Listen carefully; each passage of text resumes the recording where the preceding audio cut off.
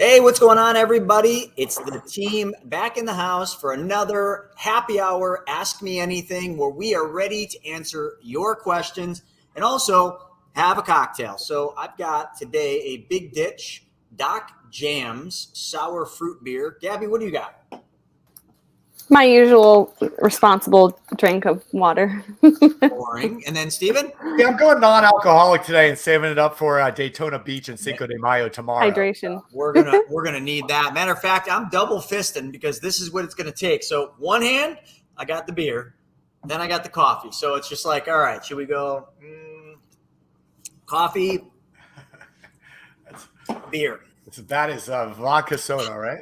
Got the upper. That is a terrible mix. But anyway, we're gonna come back and we're gonna answer all your questions in just a second. See you in a second.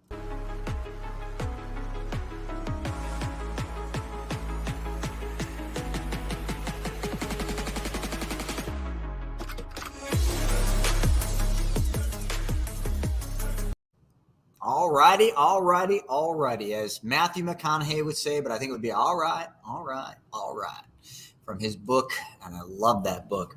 But anyway, let's dive into it. Gabby, what do we got happening? Yeah, so we've got first question from Chris. He says, you pay back the loans with interest and end up putting more money into the policy than the yearly premium. How does that not cause you to put too much money in during the year? So what they're saying, this is one I'm gonna have to draw it.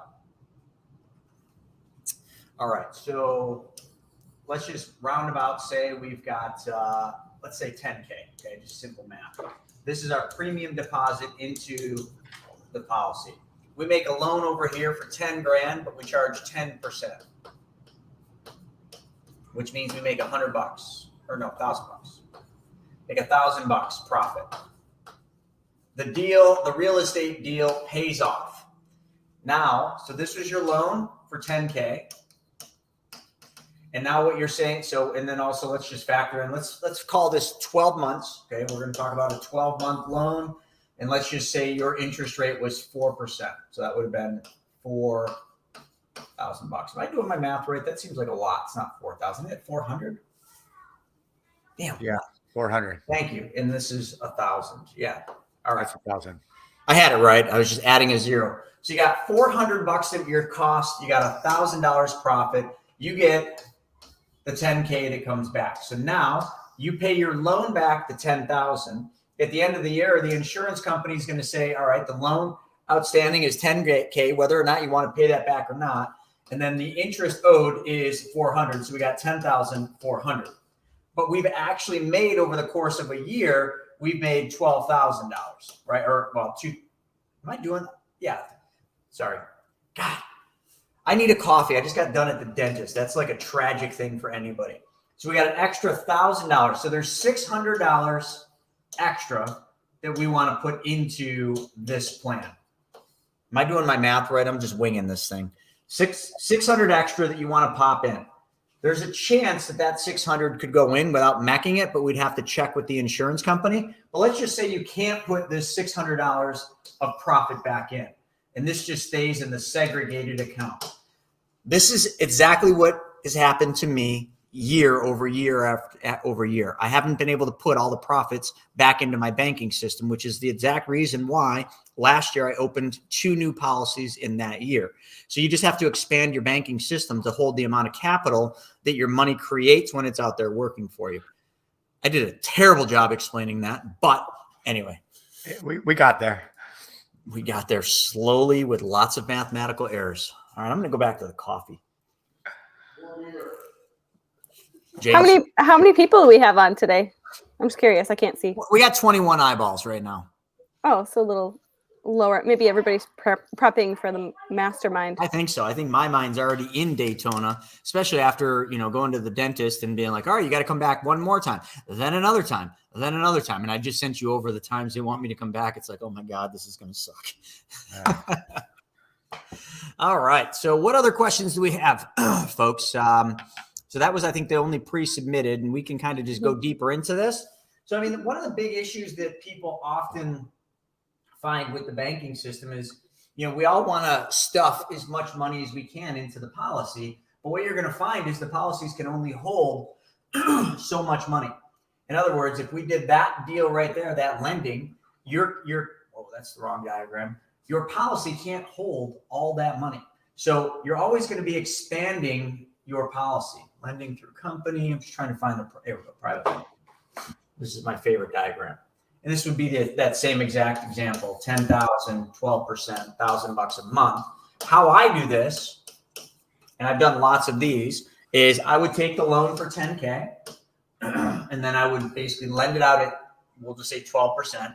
That $1,000, I actually have the money. Now, Brent does it different than me because Brent stops here. He puts the $1,000 a month into his segregated bank account. Every month, $1,000 is building up in there. He has no intentions of paying the $10,000 loan that he took out at all. He doesn't care. Now, he doesn't care because his money's out working for him, making 12%, and he's only got a cost of 4%, but he doesn't have a cost of 4%. So a lot of people want to, this is where they get confused, so pay attention. A lot of people say 12 minus 4 or 5, whatever your loan interest rate is, that's how much money you're making. So you'd come up and you'd say, all right, I'm making a 6% spread. Wrong. That's the way most people want to do it. That would be the way that you would do it if you were doing this from a bank account, a savings account, a checking account. But you got to remember your policy can be making you up to 6%. So if you're making 6, and depending on what year you're at, so this is where it gets tough. I always do this static. I hate the way that I teach this, but it's the only way to get it in, to actually understand it without looking at a wall of numbers.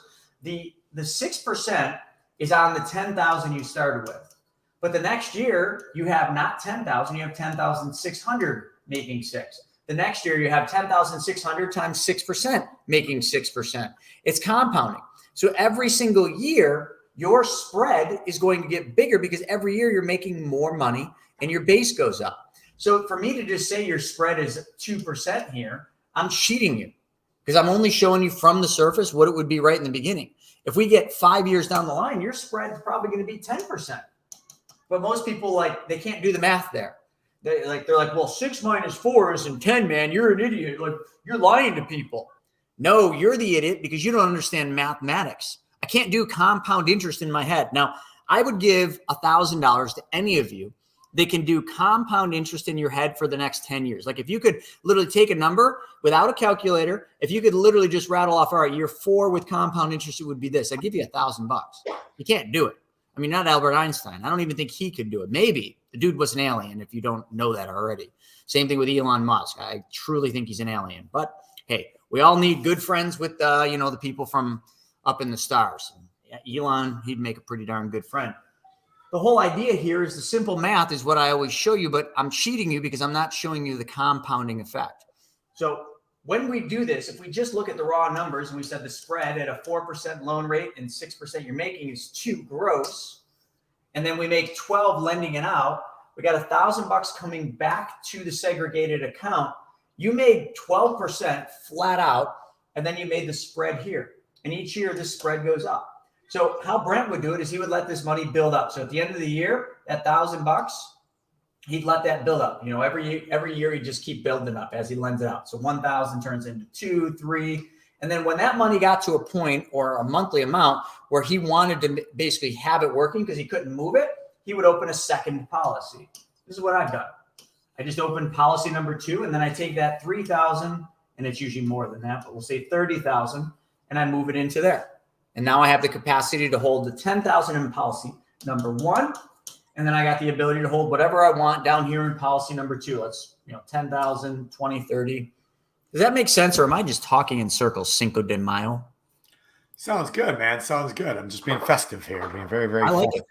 I like it. And for Rick Z's question, can you have more than one banking system personally? So you can have multiple policies personally that build your banking system. So just like Chris is showing right there, the first policy, the second policy, you get started, you start a third and a fourth and a fifth, and that's how you grow your overall banking system.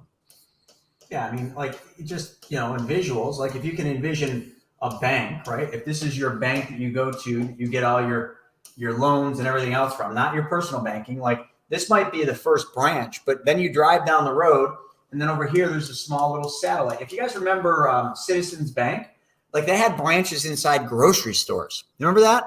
I think they still do. So each one of these are separate branches. The same thing with yours. You can have as many branch offices as you want. Sorry, my artistic skills on drawing banks is going downhill very quickly, but you get it. Like you got branch office 1, branch office 2, branch office 3. Maybe branch office 1 holds 10,000. Branch office 2 holds 6,000. You have, then things are going great. Branch office 3 holds 30,000. The combination of the 30 plus the 6 plus the 10 makes up your banking system. If this was a traditional bank, Citizens Bank, all of these branches all make up Citizens banking system, right? Their system of banks that they operate on. Each one has a capacity to basically take on X amount of dollars, X amount of loans, and that. Your banking system's identical, except for your banking system isn't a physical location that you had to buy, isn't a physical location that you had to get registered with the central banking, whatever, the FDC or FDIC. It doesn't involve any of that. Your personal banking system involves one person at the helm, and that's you. You make the rules. You set the terms. You decide what to do, what not to do, when to do it, how to do it. No one else says anything but you. It's your banking system. Cool. Claudio's asking, how would you buy a $40,000 car with your own policy and establish business credit? Well, same way I buy cars, I guess. There's a great 90-minute video that shows this, but we'll do this real quick. No, this isn't. I got to find the right diagram. Sorry, folks. Now we're getting super critical with cars. So where's my cars? Here we go. We'll use this one. All right. Not that this is going to happen, but Sean and I did just have a meeting about creating a car giveaway sweepstakes. So just throwing that out there. Are we giving a car away? I don't know. Oh, shit. You're not giving my Maserati away. No, sir. No, not the Maserati. All right. So who is asking this question? Rick? Claudio. Okay, Claudio. And just repeat the question, then I've got the right one up. Yeah, I said, how would you buy a $40,000 car with your own policy and establish business credit? All right. So $40,000 car. So we're just over here. The car is $40,000. He said he didn't watch the video and it was awesome. He just wanted to kind of clarify. No, that's perfectly fine. I like doing this. I just had to get my mindset in the right place here. All right. So what I want to do here, first thing we need to do is we need to figure out what would, here we go. I'm going to share my screen. Okay, so right here. First thing we want to figure out is, Claudio, if you're listening, if you can just play along with me, we're talking about a $40,000 car. If you walked into a car dealership and you wanted to buy that vehicle, what interest rate do you think you'd get on a car loan and what term do you want to play with? So in other words, what interest rate do you want? Because we got to put an interest rate in here. And then what term? Do you want a 5-year loan like most people? So, and then Gabby, let me know when he chimes in, but I'll just start playing along. I mean, 5% is probably a pretty good rate right now. So your car, if you were to finance that car, by the math, and just if you guys need to know what this is, it's right here. It's bankrate.com, and there's an auto loan calculator. He said 6%, 0 down for 5 years. Okay, perfect. All right, so let's play with his numbers, not mine.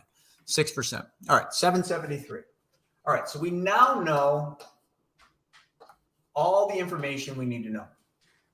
And Claudia, if you're going to do this, like have some fun with this, man. Go into the dealership where the car is. Make that guy that's selling you the car go back and forth, back and forth, back and forth to the credit manager to get you that lowest price. Like you say 6, but like you got to play the game, man. It's so much fun. Oh, it's exhilarating. It's the only way I can say it. Like, you're negotiating the car, you're negotiating the price of the vehicle first, but they're right now, they're not going to negotiate price. Like price is price today. So you can negotiate rate and payments. So you have them run back and forth with their credit manager to figure out what the lowest price is that they can. But let's just say it's 773 like we just did. So now we know we're going to buy a $40,000 car. And we know if we were to have financed that car, it would be $773 a month that you would have to pay to a finance company, that car dealership's finance company, or a bank, right?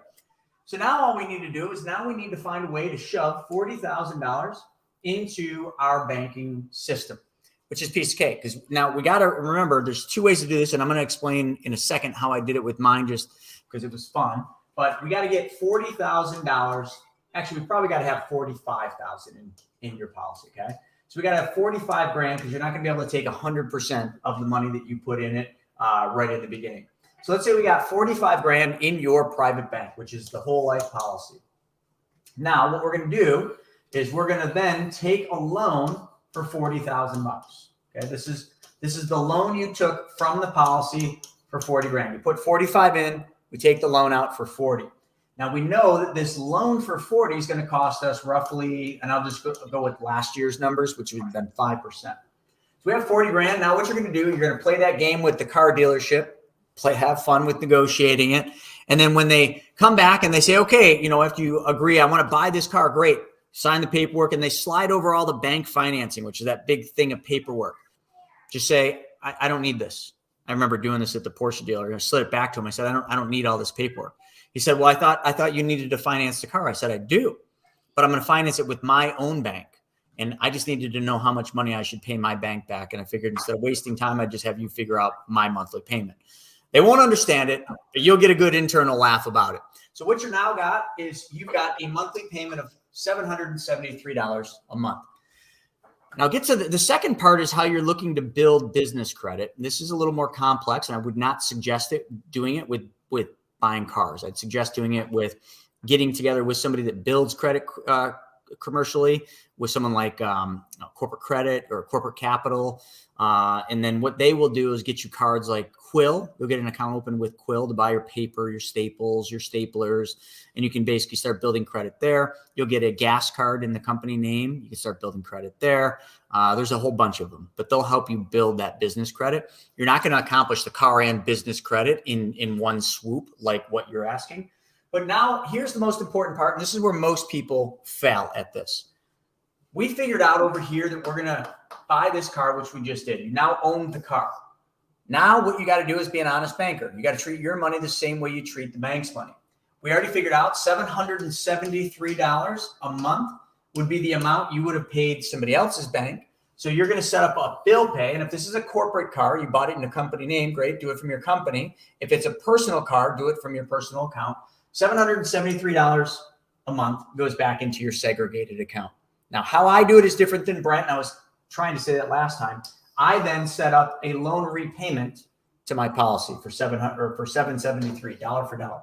And I have that money start paying the loan down, because that means that I'm paying less interest every single month because I'm paying the loan down. And that's pretty simple. Brent wouldn't. He would keep the $773 in the segregated account, move it out, and start doing the next things. Sorry that was long-winded, but hopefully that explains it. I apologize. We can't get to the corporate credit part with buying the car. I mean, I suppose you could, but you're never really going to get it, with just one car. You're better off doing small little things like Quill, gas cards, Lowe's cards, all in the commercial name. That'll build your Dunbar, or is it Dun and Bradstreet D&B? That'll build that D&B number really quick, far faster than a car will. Cool. We can move to Juan. He's saying, and Gabby, real fast, just on that, we do have a really good partner that we work with in corporate capital, and Brent Carlson, that's really good at helping build business credit. So happy to connect you with them if you're looking for help in building that. Cool. Okay. Juan, he says, what is the difference between using a commercial loan versus a portfolio loan to buy a single home as an investment property while holding it in an LLC or trust? Steven, you want to handle that one? I mean, I'm not really sure. I mean, it's just going to be, I'm not really sure what the question is. So Juan, I think what you're asking is like, if you used a commercial loan and a portfolio loan can be one and the same. A portfolio loan just means you're doing one loan for multiple properties. In the training that we used to do for the 3-day, I give an example of using a community bank and getting a commercial loan. And just so you know, a commercial loan just means in a business name. So like an entity's name. So you're actually borrowing, the entity is borrowing the money, and more than likely, depending on what level or what your assets are, you're going to be personally guaranteeing it no matter what. But it says to buy a single home though. So yeah, that's what I don't understand about the portfolio loan. So you definitely, for buying a single home, a lot of people think that you can't buy a single home with a commercial loan because they think commercial is 6 units or more. And there's really just different definitions. Commercial loan just means it's commercial. It's your entity. It's being loaned to a company, not an individual. And when you think commercial, when you're zoning commercial or anything else, 6 units or more, The portfolio loan would only be used if you were buying multiple properties with one loan. I usually tell people, I guess in a long-term rental strategy, using a portfolio loan could make sense. But usually I don't like them because it inhibits your ability to sell off pieces of the portfolio. So let's just say you use the portfolio loan to buy 10 properties or a 10 unit, right? 10, we'll call them 10 row houses. They were all separated. And you bundle together all 10, you put them in a portfolio loan. But then your neighbor comes over and says, hey, listen, I want to buy that end unit and I'm willing to pay you double what it's worth. Now all of a sudden you got yourself a problem in a portfolio loan because you can't just carve, in most cases, that one property out without lots of paperwork and lots of changes. A lot of times the bank will make you restructure the entire loan because they want more closing costs and fees. So you just got to be really careful with that. And I don't know if we're really hitting the question for you, Juan, but it's weird. You're talking about a commercial loan and a portfolio loan to buy a single family house, and that doesn't happen. Use a commercial loan through a community bank to buy a single family home. And then you could do it in an LLC or a trust, but if you're doing it for investments, you're probably going to do it in an LLC. The trust is just going to offer you the ability to have some instructions, and depending on the type of trust, but it could be estate planning. You could use a trust to kind of just give you some more controls from, I don't mean to say it the wrong way, but from the grave, because the trust will outlive you. The LLC may not. I mean, it will, but you're not going to have the controls in an LLC as you will in a trust. Tough question. Okay, we're going to switch gears to Money Multiplier questions from Vija. I think that's how you say it. Once I have had the chance to meet and greet the first team member, I'm assuming they mean the agent, what is the average amount of time it would take to set this policy up? What are we seeing right now, Stephen? Is it like 45 days on average? Yeah, good 6 weeks. 6 weeks is a good number. It depends though. Younger people are getting through pretty quick, a few weeks. I just got somebody issued, and I think it was less than 30 days, but they were in their late 20s. Young and healthy, no health history really. I mean, so it just depends on the person, but and then also on you, like how quickly can you schedule the call with the app team? How quickly do you sign the app and get it back to them? How quickly do you schedule the exam with the insurance company? How quickly are you getting them back to what they request? And a lot of people will drag that out, so it takes a while. Yeah, and the part 2 question that they had was, would it be possible to meet with a mapping team member prior to getting the policy? No. There's no reason. Well, I shouldn't say no. We have done it in the past, but it's been for people that were putting over $1 million away. And really it just comes down to, it's a pure timing thing. I mean, the mapping team is paid by the hour and by the case design. So it's a lot of money to lay out there prior. So we've just set a hard, fast rule that our mapping team is available to our clients once your policy has gone in force and been funded, for 2 reasons. Number one, we're not wasting time of the mapping team serving people that may or may not ever become a client, that they could be really helping the people that we're trying to solve problems for, that have taken that leap and funded their banking system. And the second reason really comes down to, if we're preliminarily using the mapping team for a policy that we don't even have through underwriting, we don't even know where you're going to come in, and we're going to end up doing the work twice. And in all due respect, that's just not fair to the mapping team. So that's the rules. They're pretty hard set. And I will tell you, the last time I've ever done it, I did it for a guy that was putting in like $2 million. He's a real estate developer. We solved every one of his problems, and guess what? He didn't end up moving forward with the policy. He was a nice guy. You remember him, Gabby. He was a nice guy, but he couldn't get it through his partners. They just couldn't understand it, and they wouldn't watch the video. So we literally wasted probably 5 hours building this stuff, solving his problem to the T, and then having him not move forward. So that was my right there. Like, that's where I drew the line in the sand. Steven, this is a good one for you. What do we charge for our services at the Money Multiplier? Oh, it's so expensive. Yeah, there's no cost for any of it. Like Chris said, with the mapping, it's a lot of work. They do a lot. They do the cash flow analysis and really dig into it all and create the plan and meet you with you every 3 to 4 months. But it's just a part of being a client with us. So from the initial consultation to all the training and understanding, to our applications team helping you go through that 6-week process and get approved, to the ongoing support afterwards and all the ongoing training, there's no cost. And you got to look at it from our point of view is, we understand if we can teach somebody how to do infinite banking the right way, that they'll never go back to the old way of looking at traditional banking and finances and where their money goes ever again.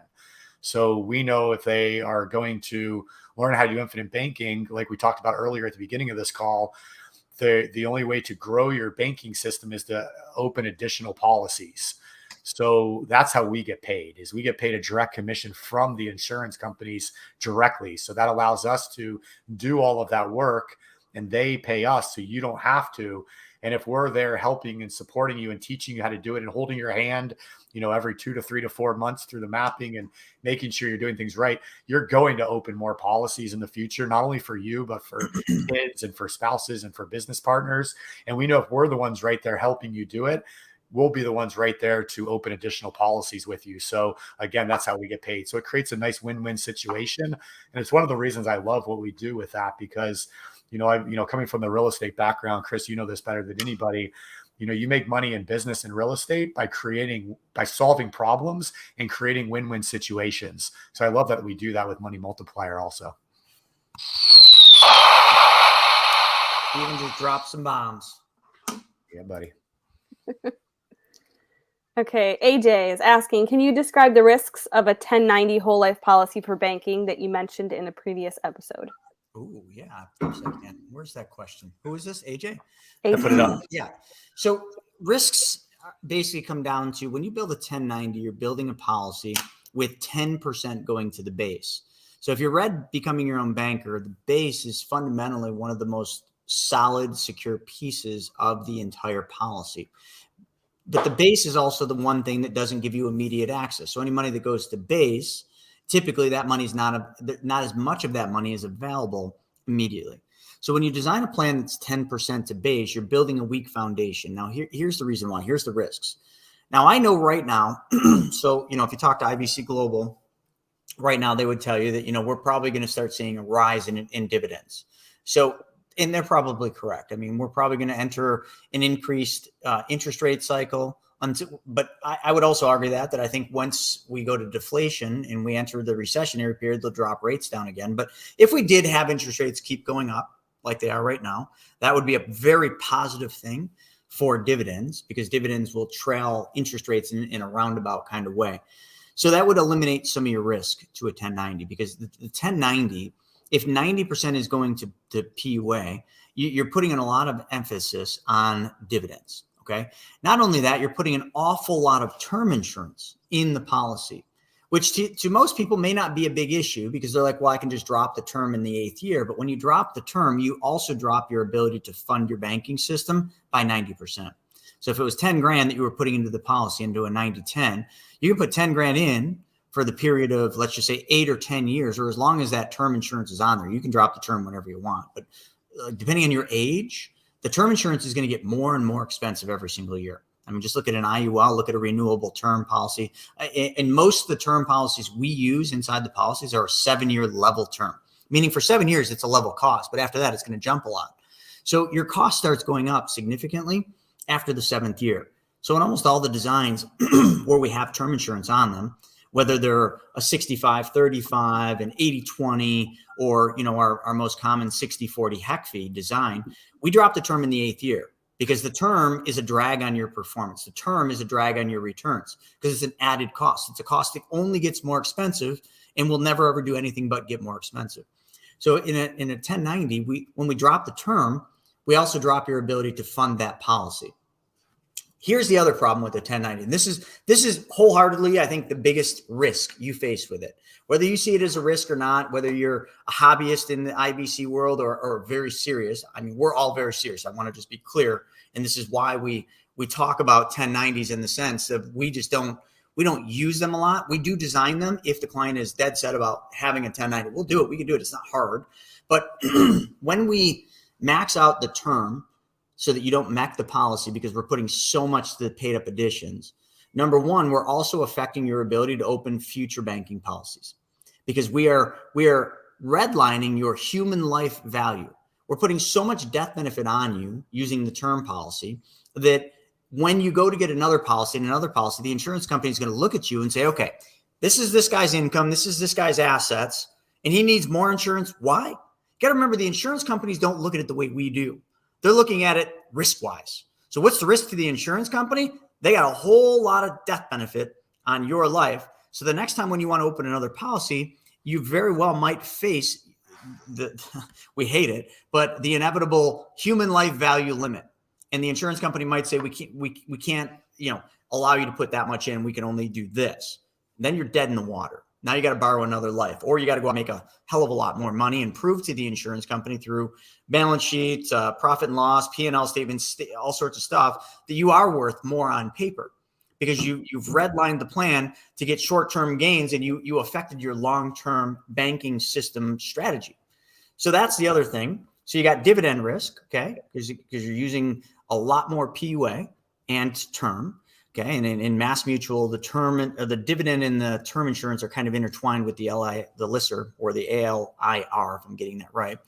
So you got human life value risk, your ability to expand your banking system. You got premium deposit risk, meaning that you're not going to be able to stuff as much money in later when you might want to put more money in. You're going to be forced to go get another policy. And if you do another 90-10, you're definitely going to start ramping up against that human life value unless you're independently wealthy and rolling with Elon Musk, then hey, ignore everything I'm saying and just do what you got to do. So those are some of the risks. The term insurance is a big one. And the other risk is this, and you aren't going to care about this, but as a livelihood and as something that, we plan to help thousands and thousands more people. And we help I think we're pretty close to 5,000 people right now that we help. And we want to continue to do that. If we keep treating life insurance as an investment, because that's exactly how the governing bodies will look at a 1090. They'll say, wait a second, you're trying to make a life insurance policy, which is 100% tax-free. You're trying to make this an investment by putting all the money into the paid up additions and very little into the base policy. And you're tricking the MEC rules with the term rider. Eventually, if that was done enough, and it's not going to be done enough with just IBC Global and a couple others doing this, but if that took a hold and really started being widespread, I guarantee you the governing bodies that really look at this, like the same people that came up with the MEC rules in 1988, they start looking at this, they're going to say, these guys are trying to create an investment vehicle that's tax-free. We're going to put more rules. Nobody likes the MEC rules. Well, you don't want to create more issues and put yourself in the spotlight with the people that can take away everything we value about this vehicle called life insurance. And the 1090 just puts that in jeopardy. And it is exactly why the IBC practitioners group, founded by R. Nelson Nash, the pioneer of the infinite banking concept. Anyone that doesn't give R. Nelson Nash the proper credit for everything that we do and everything that we help our clients with should never be even speaking of this. They don't approve of 1090 for all those reasons I just gave you and then more. So why would you go against the one institution, the one group that is really trying to allow us to do this and use what Nelson Nash created and pioneered and is trademarked and go out and so that's my thing. And one final comment. I feel like I've been watching some kind of a trial. One final comment. If we can accomplish what a 1090 does in terms of performance with a Mass Mutual HECV plan that is designed off a 60-40 base, 60% paid up additions, 40% base. We've run the math. Like hell, I got a bug that was landing on here. Cool. We've absolutely run the math, and I can show you the math. And I'm more than glad. There's a YouTube video that shows this. Here you go. Okay. 60-40, 70-30, HECV 60-40, 90-10. Right here, you can see the HECV 60-40 design runs higher cash value in the first year than the 90-10. The fifth year, the 90-10 beats the HECV by a mere $100. Okay. The 10th year, the HECV beats the 1090. And then the 15th year, the 1090 starts to run away from the HECV. I understand. Like if you're really counting your pennies and you're saying, well, I like the 1090 because it got more money in the 15 years. Well, then do the 1090. We'll help you with it. But I prefer you just go to somebody else and do that, because it's just, if that's your sole purpose, you completely are violating everything that we do. And you're not understanding the sole purpose of why we do what we do. And it is not this stupid policy.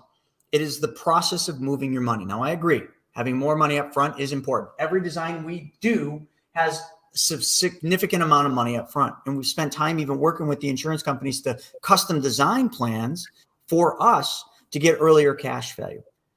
I mean, I don't know what more I need to say. Steven, you got any questions about that? I went long, but this is something that's been coming up a lot. It's not something we're mad about. It's something that we speak the truth about. Whether you like the truth or not, it is what it is. But if we all keep going this route of the 1090, number one, we're going to have a whole lot of people that can't get policies when they want to put more money in because of the human life value rules. And we're also going to eventually bump up against what the billionaires and multimillionaires that loved life insurance and whole life back pre-1988. We're going to run up to something similar to the MEC rules, but it's not going to probably be as pretty the next time around.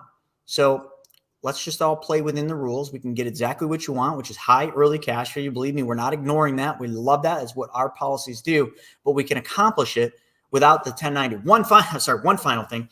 The 1090 plan isn't a 1090 plan. I know you hear the things, and I don't mean to pick on, Steven over at it's IBC Global, but I know exactly where you're coming from with this. I will tell you that the majority of the plans designed by IBC Global are not a true 1090. Have you ever done the math? If there's a dump in into any one of those 1090 plans, it's not a 1090 anymore. You cannot tip it, maybe with Guardian, but in any of the other companies we've experimented with, and we are now licensed with Guardian, so we'll play with it. We have not been able to obtain a 1090 true structure with dump ins because of the MEC rules. There. I need a beer after that one. All right. Let's do some rapid fire. We got 5 minutes. I got things I got to do to get ready for Daytona, unfortunately. And I'm going to kick out this Matthew Smith dude, so just so you guys know. Yeah. Put him in we have Daring Danielle. Put him in her name's Daring Danielle. I like it. She says, can a policy be changed after the underwriting process? Matthew, you're probably right, man. I definitely need more action in the bedroom. Son of a bitch. All right, what question we on? This isn't WTF, so we got to keep it family friendly. Even though we're drinking beer, we should have two a day. We get to cuss people out on. Okay, there's Daring Danielle. She says, can a policy be changed after the underwriting process? During it, yeah, absolutely. So before, the sooner the better, because we are underwriting you for a certain amount. But before it goes into enforce and you fund it and sign off on it, we can make changes. Okay. Let's see. We have William. Oh, hi, William. This was important, right? Steven isn't. You got trolled a little bit too, Steven, but in a good way. Look at that, man. We got some trolls on here, which is good. It makes for good TV. I like the good trolls. And look, Daring Danielle's coming around. She was giving us a little heat this morning. She was awesome this morning, though. You took it as a negative, and I read. I guess I saw the glass half full side of what she was saying. Just playing. And William Hardwick's on. He was at our first Buffalo event. Oh yeah. The experience. Okay, he says the top 3 reasons to put real estate businesses in a trust. It's estate planning. Protection, but having additional controls when you're no longer here. There's tax advantages if you do it properly and work with the right professionals to set it up the right way. Having real estate in a trust is really just estate planning and trying to pass assets on, without going through probate. There could be Medicaid planning that you're trying to do. There's a number of different things, but for the majority of people, having real estate or businesses in a trust may not be beneficial until you reach a certain level or you enter into the estate tax realm. Then it becomes incredibly valuable. Oh no, he's back. Who is? My buddy? Whoa. Yeah. Getting on Chris giving Steven a beat. Oh, this guy's just that just shows you who that guy is. All right, that's enough. I was okay with the first one because, hey, listen, you can have your own opinion, but that's bullshit. Okay. Oh, this one's a good one for Joseph. Is he in the office, Chris? Mm-mm. Oh. He's in Myrtle Beach. Oh, that's right. Trevor, he's saying, what do you think of using a HELOC on my primary residence as a checking account and funding more policies? Joseph's made an entire empire. Well, not an empire, but he's built an entire system out of it. And I wouldn't steal his thunder. He'll be talking at the mastermind in Daytona Beach. So you should join us. We got a couple seats left. Yeah. If you want to email him, joseph@chrisnoggle.com. He'll definitely have a call with you and talk more about it. Viha, again, let's see. While a potential client waits for the necessary time and steps to pass, what would you recommend we take care of or put in place in lieu of the policy approval? I'd get the segregated account opened. Go to your bank and just open a new checking account. That's a good thing to get started. I would start, maybe do a budget, figure out what all your debts are, like how much money's leaving your family every year. I would say like balance of your debts, monthly payments that you pay on your debts, and interest rate that you pay on your debts. Have that all listed, and then have all your incomes and assets, or your incomes and expenses outlined. I think that's really good. What about you, Stephen? I think anything else they could do in the preparation? That's about it. Just get your finances in order and prepared, and your plan of what you want to kind of start tackling. Is it debt? Are you trying to buy a car? Are you going to invest? Are you putting into a business? But no, it's kind of just a waiting time. Keep learning. Keep hopping on webinars, trainings, the YouTube channel. That's about it. Mm-hmm. Sure. Yeah, just get around the campfire more and just learn.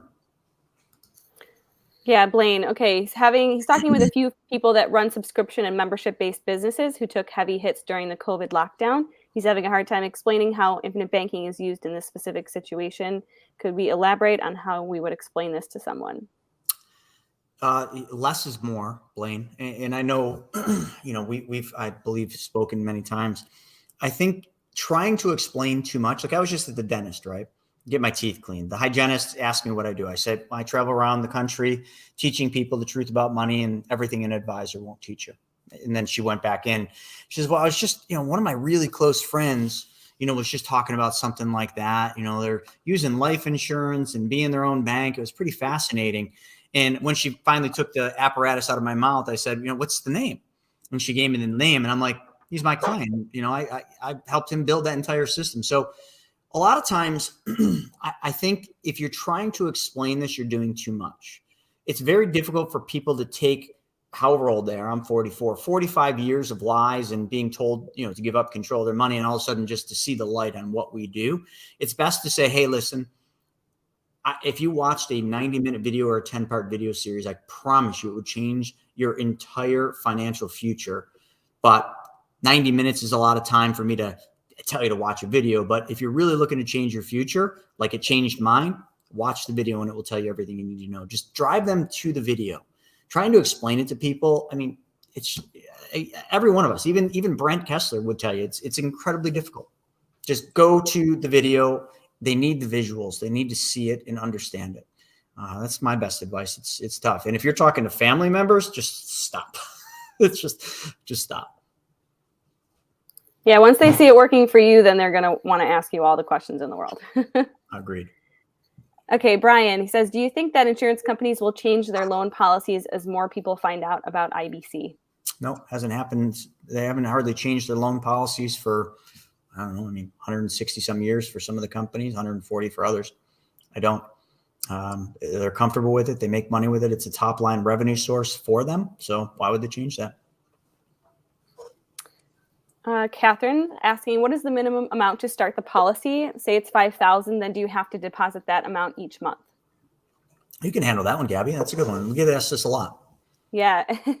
And there's no one size fits all. And when you have a discussion with your agent, when you have that phone call, we'll find something that makes sense for you. You can absolutely do $5,000 a month. You can do $5,000 a year. You can do $500,000 a year. It just depends on your situation, what your goals are. I always ask people to see what they're saving. And a lot of people replace their savings account with this policy because, if you could earn 0.01% or if you can have a guarantee no less than 2% plus dividend earning, which are you going to want to go with? So, it's totally custom up to the individual. And that's part of the conversation that we have with you on the phone when we kind of discuss what direction you're headed and what you want to do with it. Yeah, I love it. See, Stephen, I told you I liked her, even though earlier you took it negative. Dude, listen, look at that comment right there. That's a banger. Read that, Stephen. No, that's why I highlighted it. IBC is caught, not taught. Hannah would love that one. I love it. You just redeemed yourself. Danielle's got to come to Daytona. Wish I could be there. Yeah. All right. Maybe next time. All right. Well, we've got a question actually from her. Is it always a year before a new policy owner can take a policy loan? Hell no. If you can't take a policy loan from your policy before the first year's over, you did it all wrong or worked with the wrong person. No, you should be able to take a policy loan immediately in the first 30 days. Now, the only time there's a variation on that is if someone's funding their policies monthly, because if they're only putting a couple $100 in a month, obviously that's not going to be a lot of money to really put to work right out of the beginning. But even on those, like you should work with the mapping team and set up a quarterly loan. That's how I did it. Like initially I was doing I was paying off debts, and I did it every quarter. So I had the mapping team design my maps quarterly. So definitely not a year. I hear that all the time. I had a guy argue with me the other day. I just talked to my advisor at Mass Mutual, and he said, you can't take a loan before the first year. I probably would have punched him in the face if I was in front of him, but thank God it wasn't. There you go. Brian took his first loan in 14 days. And then I think we skipped just one. Catherine, she was asking what were the changes that took place last year. Steven, you want to do that, or you want me to hit that one, the 7702? Yeah, I mean, they changed the rules on how the guarantees work on the policies, which is really not a big deal. I mean, our policies grow off the dividends, and those have 120 some years of strong payments. So the good news is they allowed us to build policies more powerful for infinite banking, essentially putting in more money with less death benefit and allowing us to have stronger cash value growth early on and stronger cash value growth really long term too. It really kind of seemed like it pushed that MEC limit a little bit for us. So it was a very positive rule change that they made. And it just goes to show you though, like when they make rule changes, who does it always end up benefiting? The wealthy business owners, investors. It's always been that way. It's always going to be that way. And it's so take advantage of what the wealthy do. And this is what the wealthy do with their money. It's just, we're able to do it with almost anybody. So it's a beautiful thing. And we'll keep it taking advantage of these laws for as long as they're around. Been going for over 200 years. So I think we shouldn't have any problems ahead. And last one, if you guys want to talk to Danielle about, she was offered a $2.6 million policy. She's want to know how the premiums are even calculated, and at what point would her dividends pay more than her premiums or be more than her premiums? Yeah. So the first thing already tells me that somebody didn't know how to do what we do, because they built you a policy on a death benefit. They basically built you just a regular whole life. So anytime someone comes to you and says, all right, well, the death benefit is going to be this, they did it wrong. How we build them is backwards, completely backwards. You tell us how much you want to be able to deposit into your banking system monthly or annually. We then take that amount, we go and we design the plan with the minimum death benefit. If any of you, and Brian or anyone else on here that has a policy, I mean, when you look at your death benefit, it's an obscure number. It's like, let's say somebody's putting in 10 grand, their death benefit might be $653,424.53. Like, you've never seen a life insurance policy with a weird death benefit. Usually they're like, hey, $1 million policy costs this. A $2 million policy costs that. We design the plan to the MEC limits, the IRS limits. So when we design it, we take zero consideration for the death benefit. I actually lost the client because the death benefit was too low on a policy. And I said, you clearly don't understand what we do here. We intentionally put the lowest death benefit, the highest premium deposit, so that you have the maximum amount of cash value. So right out of the hole, I think that person you were talking to does not understand the infinite banking concept or how to design these like this. Did I get the whole question? There was a second part, wasn't it? Yeah, she's talking about when her dividends will exceed the premiums she's paying. Again, like that's backwards, because you're speaking traditional whole life insurance, where you're trying to get a dividend to pay your premium. We got this earlier. There's a second question today about this, which is bizarre. There must be like somebody out there. A regular whole life, back in my advisory days, like I would always say, okay, hey, well, your dividend will pay your premium by year 7. First off, with the way we design these policies, we're building a banking system. We're not doing this for life insurance. And if you're after life insurance, we're not the right people for you. We're doing this for cash value, and cash value to build a banking system. And in building a banking system, just like you would if you were going to the bank, it's an honor and a really good thing to be able to deposit money. If you have the means to deposit money, you want to deposit as much money as you can in your banking system. So why in the world would we ever want to design a plan that, like, eventually you don't have to make deposits? Like, you just wouldn't want to do that unless it was a retirement strategy, which we then would just RPU the contract and make it so all the premiums go to zero. You would never, ever in a million years, and I'll go to the grave saying this, in a million years, you would never, ever want to use your dividend to pay your premiums. I guess unless you hit hard times, financial difficulty, and you just needed, like, I can't even see where that would work. Not with this. So the biggest thing I would advise you is get on a call with us. Watch the 90-minute video and get on a call with myself or Steven or somebody on the team, Gabby, and we'll show you how it's whoever you're talking to. No disrespect, they're probably a good advisor, a good agent. They simply don't understand what we do, and they're leading you down the wrong path. Completely wrong path. Yeah, it's a big problem too, is a lot of people claim they're doing infinite banking or they're following the infinite banking concept, and they aren't. And I've seen this now several times. So, Daniel, I mean, I'm happy to look over what you're doing. I mean, if it's good and you're happy with it, I'll tell you, hey, go for it. Like, but I'll tell you the pros and cons straight up, and you make the decision. Or let me show you what we would actually do the right way. So either way, happy to have that conversation. Yeah. And the other part of the question, Danielle, is, how is the premium determined? It's determined by you. How much? Yeah, we just need to talk on the phone. That's all. Because all these questions are so common. I get this stuff from people every day.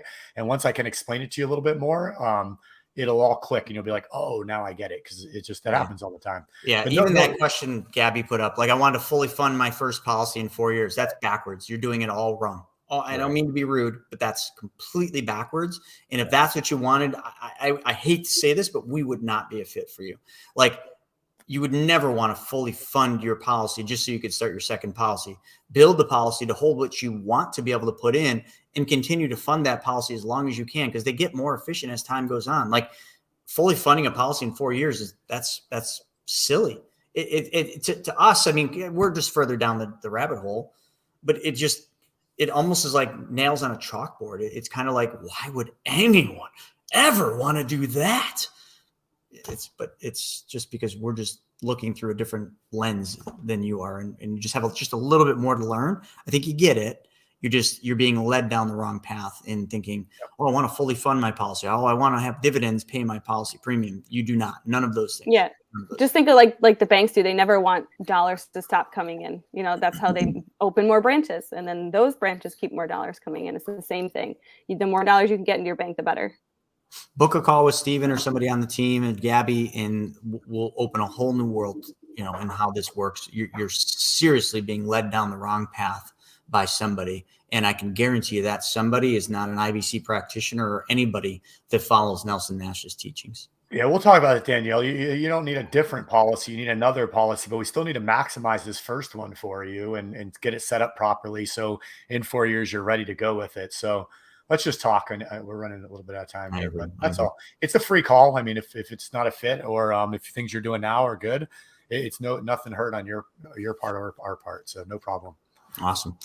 Well, these were some great questions, folks. I really appreciate it. Even the question about me talking too much is I'm not getting enough action in bed or something. And hey, listen, all questions. Welcome. Doug Mikowski says to tell you hi though too, in case you didn't. Oh, what's up, Doug? How are you, buddy? Heck yeah, man. From Florida. It's too bad you're not. Well, I don't know if you are coming to the mastermind, but if you are, awesome.